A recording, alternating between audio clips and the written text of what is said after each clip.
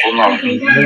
അതിന്റെ കാരണം ഞാൻ അറിയാതെ പല ബന്ധങ്ങളും ഞാൻ അറിയാതെ വീട്ടിൽ നിന്ന് സ്വർണം എടുത്ത് പണയം വെക്കുകയും അതുപോലെ തന്നെ ഞാൻ പറഞ്ഞാൽ കേൾക്കാതെ ഇഷ്ടമുള്ള രീതിയിൽ പോവുകയും ചെയ്യുകയും ചെയ്തുകൊണ്ടിരിക്കുകയായിരുന്നു. ശാലിനിയെ വെട്ടിക്കൊന്നതിന് പിന്നാലെ 3 മിനിറ്റിലേറെ ദൈർഘ്യമുള്ള വീഡിയോ സമൂഹ മാധ്യമത്തിൽ പോസ്റ്റ് ചെയ്താണ് ഭർത്താവ് ഐസക് പുനലൂർ പോലീസിൽ കീഴടങ്ങിയത്. കൊലപാതകത്തിന്റെ കാരണത്തെക്കുറിച്ചാണ് പ്രതി വീഡിയോയിൽ പറയുന്നത്. ഇന്ന് രാവിലെയോടെയായിരുന്നു കലയനാട് ചുരുവിള വീട്ടിൽ 39 വയസ്സുകാരി ശാലിനിയെ ഭർത്താവ് ഐസക് വെട്ടിയും കുത്തിയും കൊലപ്പെടുത്തിയത്. പുനലൂരിലെ സ്വകാര്യ അൺഎയ്ഡഡ് സ്കൂളിലെ ജീവനക്കാരിയാണ് ശാലിനി. ശാലിനിയുടെ മൃതദേഹം പുനലൂർ താലൂക്ക് ആശുപത്രി മോർച്ചറിയിലേക്ക് മാറ്റി. പ്രതി ഐസക് കൊലപാതകത്തിനു ശേഷം ഫേസ്ബുക്ക് ലൈവിൽ പറഞ്ഞ ഈ സംഭവത്തെപ്പറ്റി പറഞ്ഞ ചില കാര്യങ്ങൾ കൂടി, അതിന്റെ സത്യാവസ്ഥ കൂടി ഈ ഘട്ടത്തിൽ പോലീസ് അന്വേഷിക്കുന്നുണ്ട്. ഇത്തരമൊരു അരുംകൊല, അതും സ്വന്തം ഭാര്യയെ വെട്ടിയും കുത്തിയും കൊലപ്പെടുത്തിയതിനു ശേഷം ഐസക് ഫേസ്ബുക്ക് ലൈവിൽ പറഞ്ഞ ആ കാര്യങ്ങൾ കൂടി ഒന്ന് കേൾക്കാം.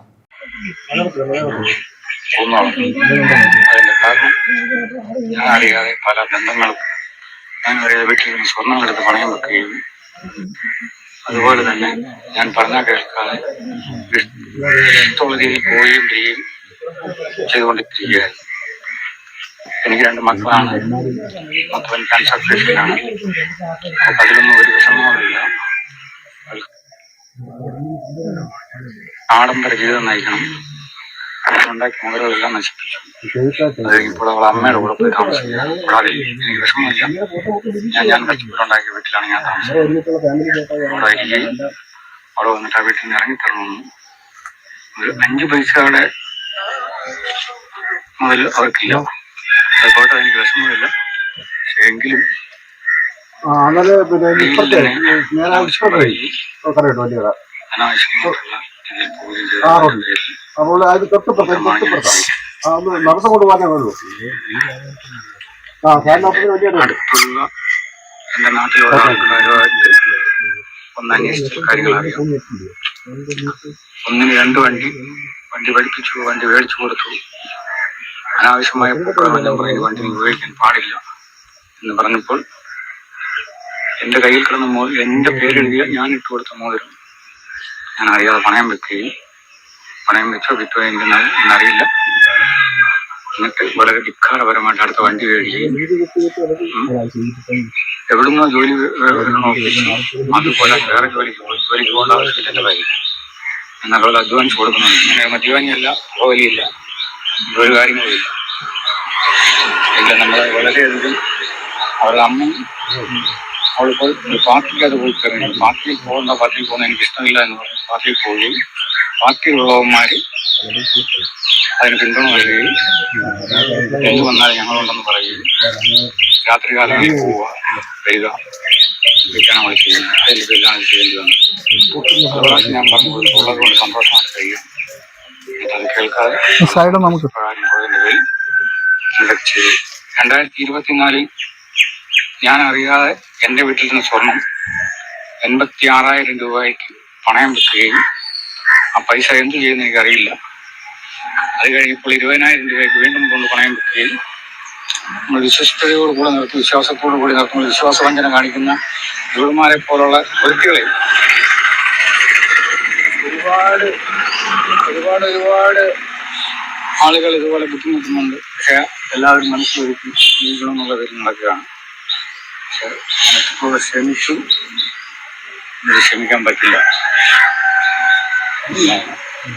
നമ്മൾ ആണുങ്ങൾ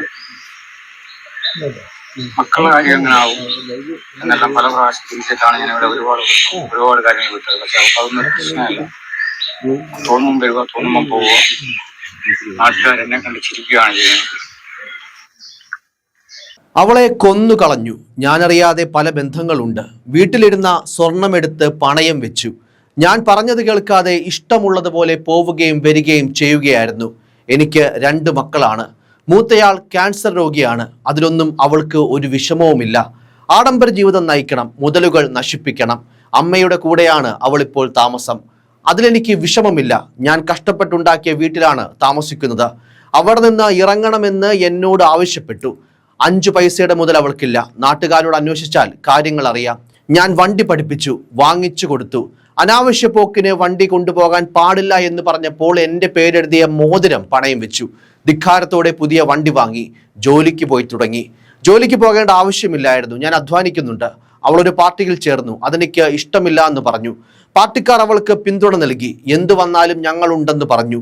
രാത്രികാലങ്ങളിൽ പോകുകയും വരികയും ചെയ്തു. 2024 ഞാൻ അറിയാതെ എൻ്റെ വീട്ടിൽ നിന്ന് സ്വർണമെടുത്ത് പണയം വെച്ചു.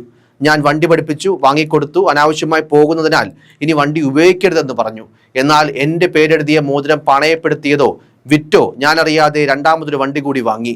കുട്ടികളെ ഓർത്ത് പലവട്ടം ക്ഷമിച്ചു. ഇനി ക്ഷമിക്കാൻ കഴിയില്ല. നാട്ടുകാർ എന്നെ നോക്കി ചിരിക്കുകയാണ്. ഐസക് വീഡിയോയിൽ പറഞ്ഞ കാര്യങ്ങളെല്ലാം ഇങ്ങനെയായിരുന്നു. ഇന്ന് രാവിലെ 6 മണിയോടെയാണ് ഈ ഒരു ക്രൂരമായ കൊലപാതകം നടന്നത്. ഭാര്യയെ കൊലപ്പെടുത്തുമ്പോൾ ദമ്പതികളിലെ 19ഉം 11ഉം വയസ്സുള്ള 2 ആൺകുട്ടികളും ആ വീട്ടിലുണ്ടായിരുന്നു. ഇതിലെ ഒരു കുട്ടി അർബുദ രോഗിയാണ്. ഈ മകന്റെ കാര്യങ്ങളൊന്നും ശാലിനി ശ്രദ്ധിക്കുന്നില്ലെന്നും ഐസക് ഈ ഒരു വീഡിയോയിൽ ആരോപിക്കുന്നുണ്ട്.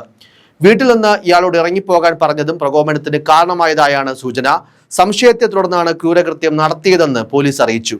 കുടുംബ പ്രശ്നങ്ങളെ തുടർന്ന് ഐസക്കും ശാലിനിയും വെവ്വേറെയാണ് താമസിച്ചിരുന്നത്. 2.5 മിനിറ്റോളം നീണ്ട ലൈവ് പുറത്തുവിട്ട ശേഷം രാവിലെ 9 മണിയോടെ കൊല്ലൂർ പോലീസ് സ്റ്റേഷനിലെത്തി ഐസക് കീഴടങ്ങി. കുടുംബ പ്രശ്നങ്ങൾ കാരണം ഇരുവരും കുറെ കാലമായി പിരിഞ്ഞു താമസിക്കുകയായിരുന്നു. ശാലിനി സ്വന്തം വീട്ടിലാണ് കഴിഞ്ഞിരുന്നത്. അവിടെ നിന്ന് ജോലിക്ക് പോയിരുന്നു. ശാലിനി ജോലിക്ക് പോകുന്നതിൽ ഐസക്കിന് എതിർപ്പുണ്ടായിരുന്നു. എന്നാൽ ജോലി ഒഴിവാക്കാൻ ശാലിനി തയ്യാറായില്ല. ഇതടക്കമുള്ള കാര്യങ്ങളിൽ ഇരുവരും തമ്മിൽ അസ്വാരസ്യങ്ങൾ നിലനിന്നിരുന്നു എന്നുള്ള ചില വിവരങ്ങൾ കൂടി പുറത്തു വരുന്നുണ്ട്. എന്തായാലും സംഭവവുമായി ബന്ധപ്പെട്ട് പോലീസ് പ്രതിയെ ചോദ്യം ചെയ്യുകയാണ്. അതിനൊപ്പം കേസിൽ വിശദമായ അന്വേഷണവും നടക്കും. ശാലിനിയുടെ മൃതദേഹം പുല്ലൂർ താലൂക്ക് ആശുപത്രിയിലേക്കാണ് മാറ്റിയത്. സത്യാവസ്ഥ അതിപ്പോൾ എന്തു തന്നെയാണെങ്കിലും ഈ പ്രതിയുടെ വാദങ്ങൾ, ന്യായങ്ങൾ അതെന്ത് തന്നെയാണെങ്കിലും ഒരു ജീവൻ ഇല്ലാതാക്കുവാൻ ആർക്കും തന്നെ അധികാരമില്ല. അതുമാത്രമല്ല, ഇവിടെ ഐസക്കിന്റെ പ്രവൃത്തിയിൽ അനാഥരായി പോയത് അയാളുടെ കൂടി 2 മക്കളാണ്, 2 ആൺമക്കളാണ്. അതിലൊരു കുട്ടി അർബുദ ചികിത്സയിൽ കൂടിയാണ്.